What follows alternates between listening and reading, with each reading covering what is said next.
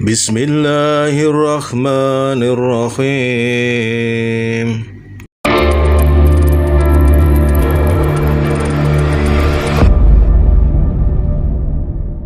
Assalamualaikum warahmatullahi wabarakatuh, Ustaz. Waalaikumsalam warahmatullahi wabarakatuh. Alhamdulillah kita berjumpa lagi, Ustaz, untuk melanjutkan dakwah kita. Pagi ini yang ingin kita angkat terkait dengan pertanyaan netizen juga ini sebetulnya, tentang jodoh dan rezeki, yang menurut yang kita yakini bahwa segala sesuatu yang ada di dunia dalam kehidupan ini sudah tercatat di Lauhul Mahfuz. Tapi dalam aplikasi kehidupan, apakah sesuatu yang sudah ditetapkan itu bisa diubah oleh manusia? Apakah melalui doa, melalui ikhtiar? Seperti itu kira-kira, Ustaz. Terus nanti sesi kedua ada lagi yang nanti kita sampaikan pada sesi kedua. Ya, terima kasih. Jadi memang segala sesuatu itu sudah dicatat, ya. Bahkan sebelum Allah menciptakan langit dan bumi, segala sesuatu telah tertulis, ya. Disebut dalam surah Al-Buruj, fi lauhin mahfuz. Jadi ini hal yang gaib, manusia tidak mengetahuinya. Termasuk yang disebut dalam surah Al-Hijr ayat 21. Jadi khazain atau perbendaharaan apa saja itu sudah ada, sudah tercatat. Termasuk rizki, jodoh, ya, atau umur, ya, dan sebagainya. Sesungguhnya Allah menunjukkan melalui ayat Quran maupun juga dalam keterangan hadis-hadis mengenai hal ini, menunjukkan betapa Allah itu maha mengetahui, maha kuasa, maha segala-galanya. Allah lah yang menetapkan segala sesuatu. Nah, biasanya orang menyebutnya sebagai qadha dan qadar. Ada juga yang menyebutnya takdir, sudah ditakdirkan. Baik qadha dan qadar itu ada yang berpendapat qadha itu yang sudah ditetapkan tadi, qadar yang terjadi sekarang ini, atau sebaliknya. Itu banyak teori mengenai istilah qadha. Qadha itu sebenarnya kalau keputusan, qadar itu ukuran. Jadi segala sesuatu itu memang telah diukur, telah ditetapkan, telah diputuskan. Hanya saja manusia itu tidak diberitahu apa yang perlu dilakukan oleh manusia mengenai qadar, mengenai jodoh, mengenai rezeki. Yang perlu dipahami, manusia itu hanya diperintah untuk berikhtiar atau berusaha agar mendapatkan takdir yang baik. Takdir ini bagian dari rukun iman, yaitu wa antu'mina bil qadari khairihi wa syarrihi. Engkau beriman dengan qadar atau ketetapan Allah, baik itu baik maupun buruk. Maksudnya apa yang menimpa kita itu kan ada yang kita anggap baik, ya, misalnya kita diberi kekayaan, kita anggap itu baik, ya. Kita diberi kesehatan, itu kita menganggapnya itu kebaikan. Lalu kita diberi kemiskinan atau tidak punya harta, wah itu keburukan, buruk bagi kita. Kita diberi penyakit, ya sakit, itu kita menganggapnya sesuatu yang buruk. Nah, tapi bukan dalam pengertian baik dan buruk yang sebenarnya. Hanya manusia suka dengan kekayaan, suka dengan kesehatan, tidak suka kalau miskin, tidak suka kalau sakit gitu. Tapi hakikat sebenarnya kekayaan bisa jadi merugikan. Sebaliknya kemiskinan bisa menyelamatkan. Kesehatan bisa jadi membawa kemaksiatan. rasa sakit justru banyak mengingat Allah, misalnya begitu. Nah, semua itu memang sudah ditakdirkan. Nah, yang perlu kita catat di sini adalah bahwa manusia itu tidak diberi kewenangan untuk mengurus takdirnya, bahkan untuk mengetahui takdirnya. Itu bukan domain manusia. Domainnya itu bagaimana dia berjalan di jalan menuju kebaikan, di jalan menuju takdir yang baik. Itulah yang harus dia lakukan. Adapun ketika dia sudah berusaha, sudah berikhtiar, kok belum dapat kebaikan, belum dapat jodoh, belum dapat rezeki yang banyak, maka dia tetap harus berikhtiar, tidak terus membuat kesimpulan bahwa saya memang ditakdirkan tidak punya pasangan. Oh, sudah ditakdirkan segala sesuatu itu ada pasangannya. Allah menciptakan segala sesuatu itu berpasang-pasangan. Nah, tetapi mungkin ikhtiarnya kurang, karena segala sesuatu itu pasti ada sebabnya.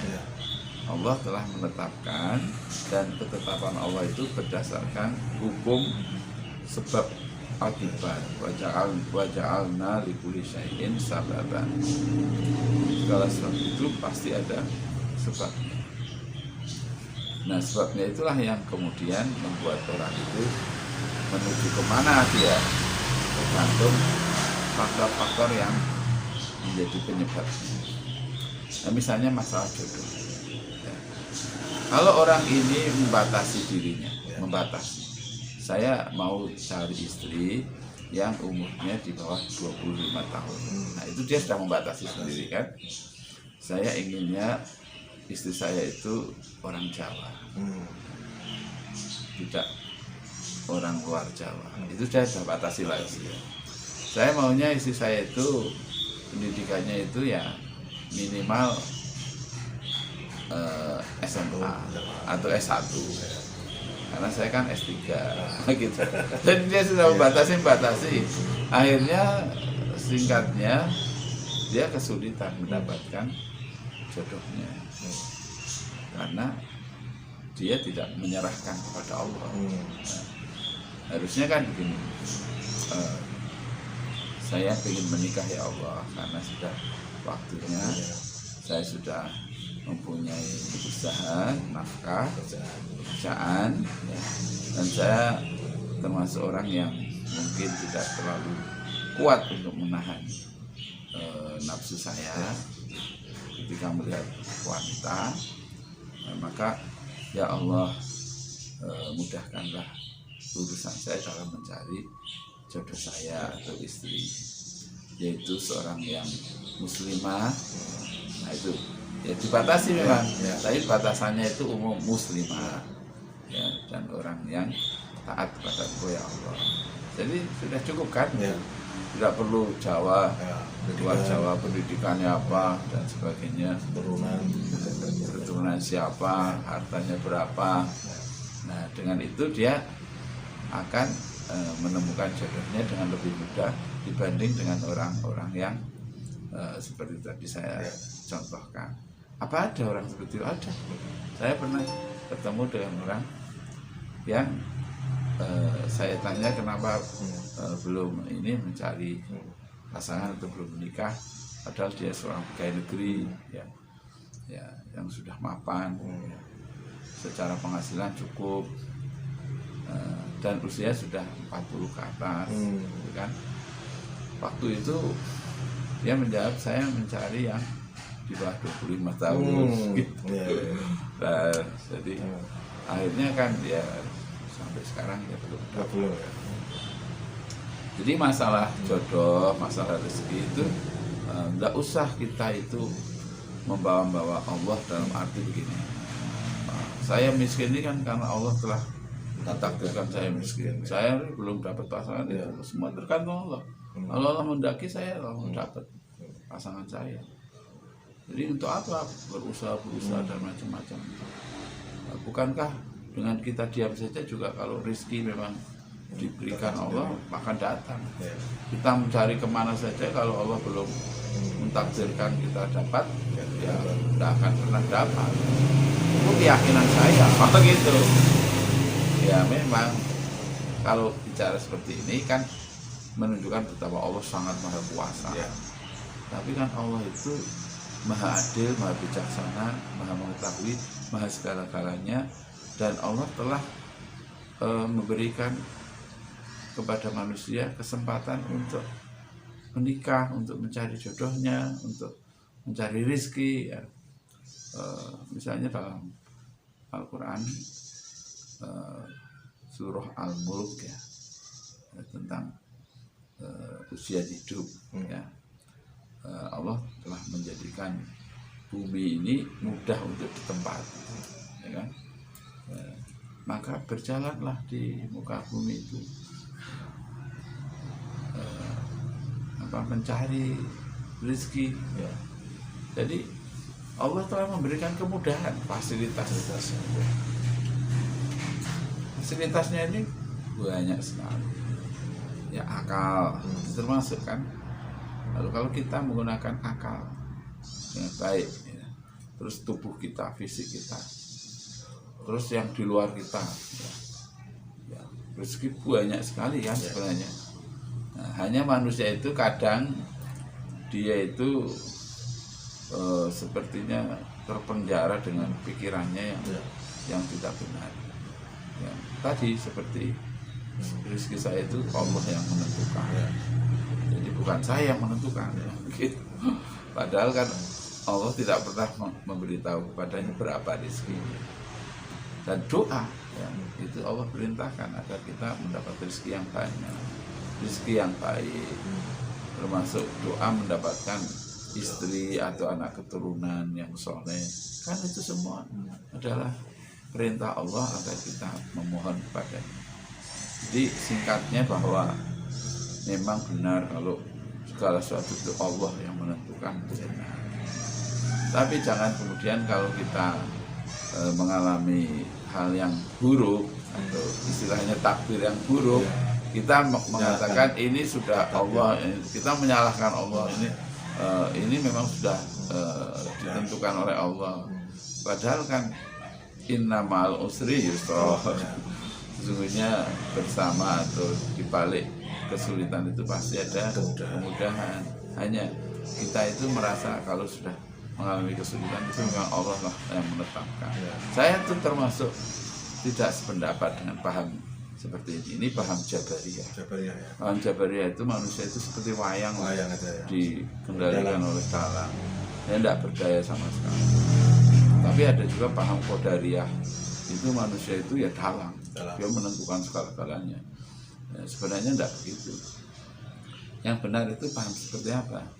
Paham bahwa ketika Allah menyebutkan Allah itulah yang menentukan, Allah yang mentakdirkan, maka kita yakin bahwa Allah itu Maha Kuasa. Sudah selesai.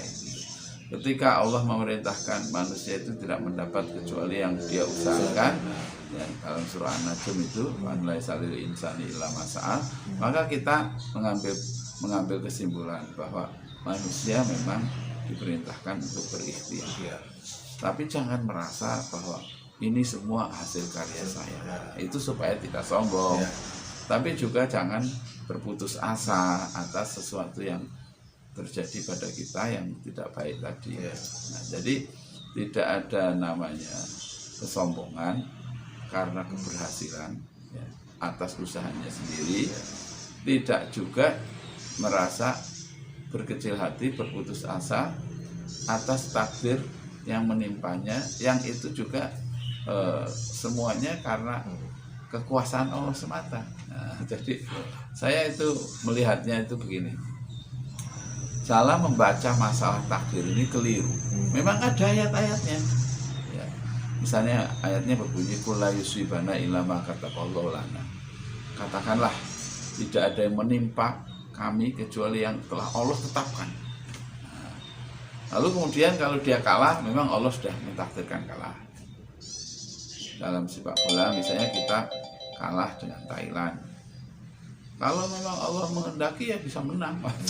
Apa-apa Allah. Jadi manusia itu sudah diberi kesempatan oleh Allah dengan akalnya dan sebagainya untuk meraih kemenangan dalam segala hal. Lalu mereka yang kemudian mengalami kekalahan demi kekalahan, jangan terus menyalahkan atau mengkambing hitamkan ya, Allah dalam hal ini sebagai faktor kekalahan atau faktor kemenangan gitu. Nah, kenapa yang ditakdirkan Thailand? Kenapa tidak ditakdirkan Indonesia saja yang beragama Islam misalnya yang menang? Jadi segala sesuatu pasti ada sebab-sebabnya.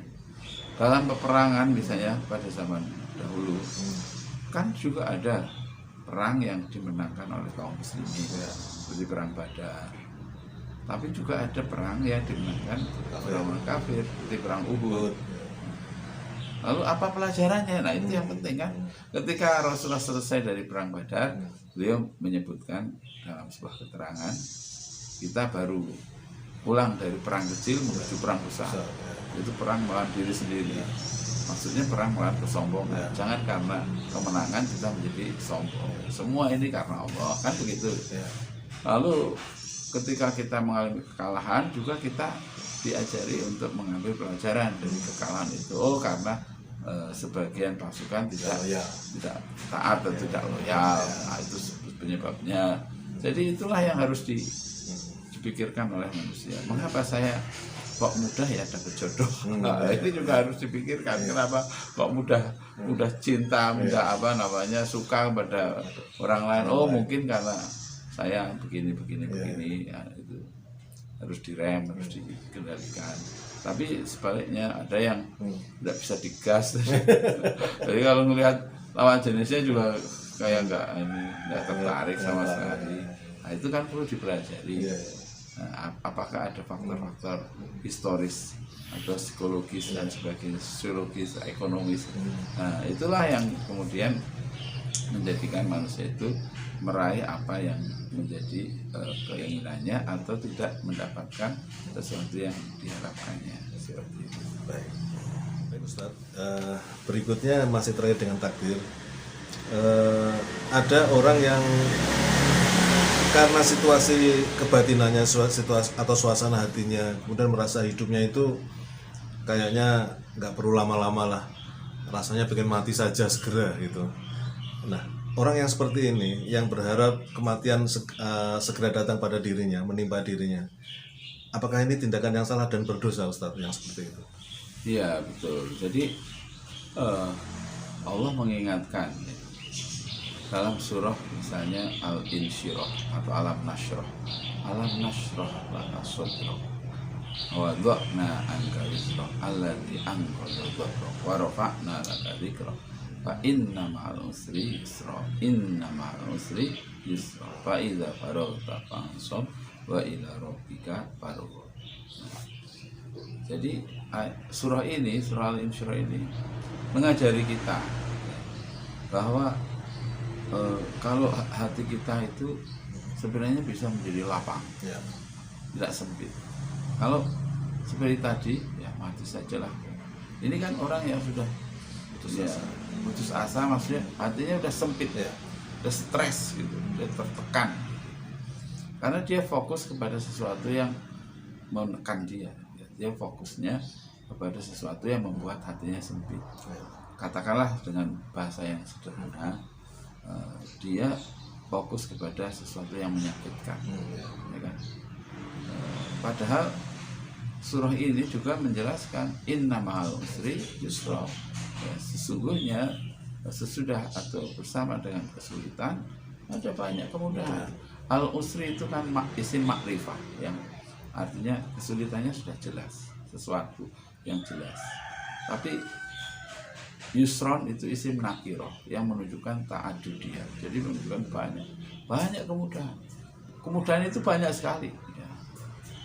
Adapun kesulitan mungkin ya hanya satu. Misalnya begini ya, contohnya orang ditimpa sakit. Kalau dia fokusnya bahwa sakit itu adalah ujian, saya harus siap dan tabah menghadapi ujian dengan cara dia bersabar, maka kalau dia mengerti bahwa orang yang sabar ketika sakit, Allah akan menghapus dosa-dosanya dengan kesabarannya itu. Ya, setiap sesuatu yang dirasakan berupa penyakit itu dihadapi dengan sabar, maka berguguranlah dosa-dosa. Betapa dia itu gembira sekali. Ya, dosa yang selama ini bertumpuk-tumpuk itu terhapus dengan dia pasrah, dengan dia tawakal, dengan dia sabar ya, atas takdir yang telah ditetapkan berupa penyakit yang belum sembuh. Sehingga dia tidak fokus kepada penyakitnya, ya kan? Justru dia malah terima kasih. Wahai penyakit, terima kasih engkau datang kepadaku, aku terima dengan senang hati. Engkau menjadi sebab dihapuskan dosa-dosaku oleh Allah. Sekali lagi syukran, terima kasih. Oh, gitu. Kenapa tidak begitu? Ya.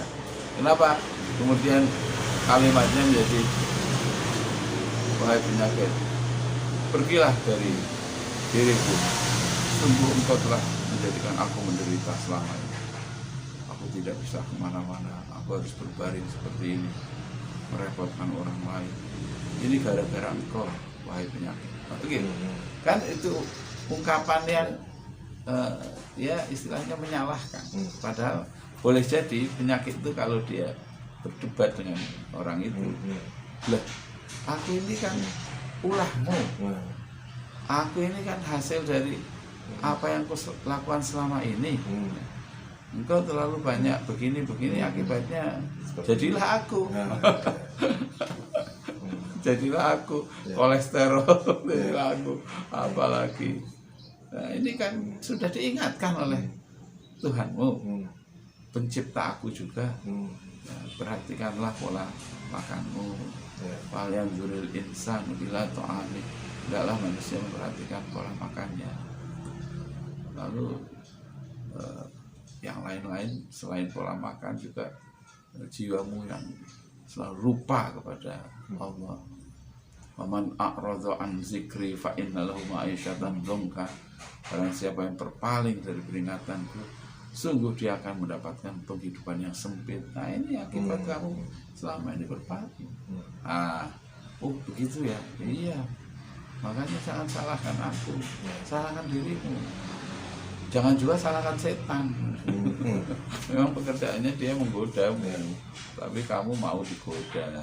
Kalau kamu tidak mau digoda ya selamatlah. Nah, jadi kalau orang punya pikiran atau pandangan yang positif seperti ini, dia tidak akan wah mati saja. Ya kan? Sudah kiamat ini. Sudah nggak bisa bertahan saya. Tidak boleh begitu. Jadi Allah baik asum rohillah. Janganlah engkau berputus asa atas rahmat Allah itu. Yang berputus asa itu pantasnya adalah orang-orang yang kafir, yang tidak mengenal Allah.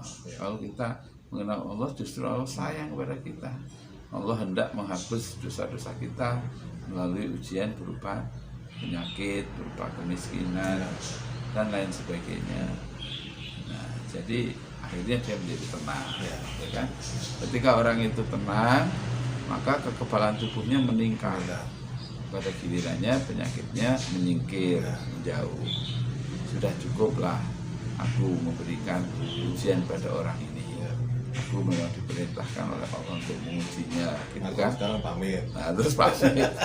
Jadi kalau tamu ini kita ibaratnya penyakit itu tamu, kita terima dengan baik, ya, kita persilahkan duduk, bahkan mungkin kita beri makanan, minuman.